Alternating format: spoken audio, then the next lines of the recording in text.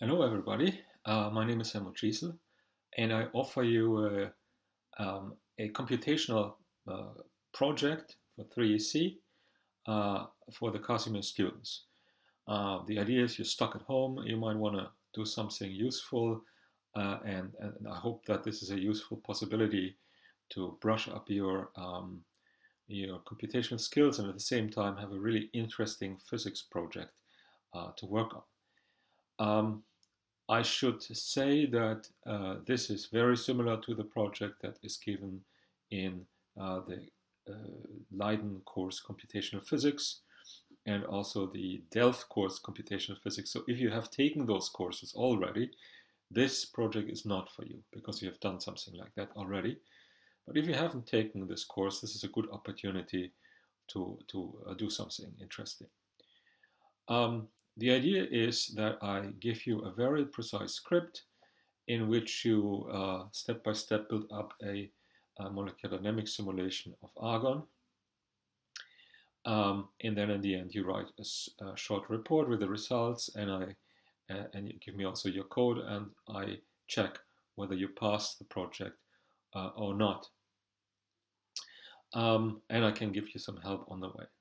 What's important about the way this project is set up, there are milestones you have to reach. So each time you have reached a milestone, I think there are 5 in total, you should be kind of sure that what you have programmed up to this point is really working. It's well tested and documented, and you know what you're doing.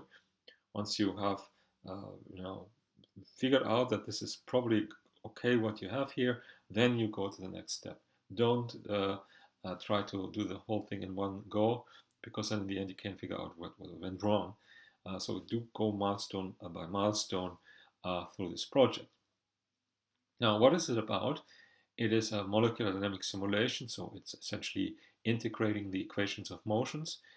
And the system you're looking at is a bunch of atoms in a box. Essentially, it will be you will essentially have argon atoms. The reason it is usually people have been doing these simulations with argon. It's a classical simulation that goes back really, I think, to the 50s or 60s. Is because these atoms do not, form chemical bonds, and so they behave essentially as particles that have some sort of longer ranged um, attraction, van der Waals attraction, which just is, an atom has some kind of spontaneous dipole moment, a case like 1 over r to the 3, and induces a dipole in another atom that then interacts back, and in the end you get a 1 over r to the 6 attraction. And there is some short-range repulsion of quantum mechanical origin, and both of these interactions are put together in the so-called Lennard-Jones potential that interact between these particles. And the values for this potential are chosen such that they really correspond to real argon atoms. And then you put these 108 these particles, there will be 108 for some funny reason, in a box. You will have periodic boundary conditions to mimic an infinite system. And then you will propagate them in time. Now, it's important if you just do this in sort of a naive way. You want to discretize your trajectory and calculate step by step. This will typically not work. Your system will just blow up. And in order to make it work, you have to use an integration algorithm that is somehow, uh, taking care that the temperature or the energy is kind of making sense and doesn't drift away. And the one that we use is a called Verlet algorithm, named after the inventor, or maybe not the inventor, but reinventor of this algorithm. And what it does is it's a so-called symplectic algorithm, and it just happens to be such that it keeps something conserved, and what it keeps conserved is something like a discretized version of the total energy, to which our real energy is anchored. So that to a very, very good approximation in your simulation, as you propagate the particles through your box, the total energy does not change. But the kinetic energy might go up and might go down. And at the same time, the potential energy will do the opposite motion so that the total energy stays constant.